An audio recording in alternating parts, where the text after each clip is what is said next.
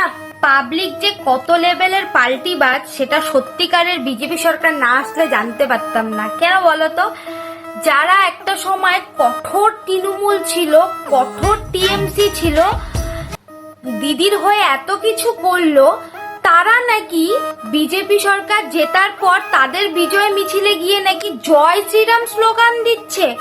এমনকি তাদের প্রোফাইল মানে ফেসবুক পোস্ট জুড়ে হচ্ছে জয় শ্রীরাম। একটা সময় যাদের পোস্টে শুধু থাকতো তাদের দিদি, আজকে নাকি সেখানে জয় শ্রীরাম। তাহলে ভাবো পাবলিক কত লেভেলের পাল্টিবাজ।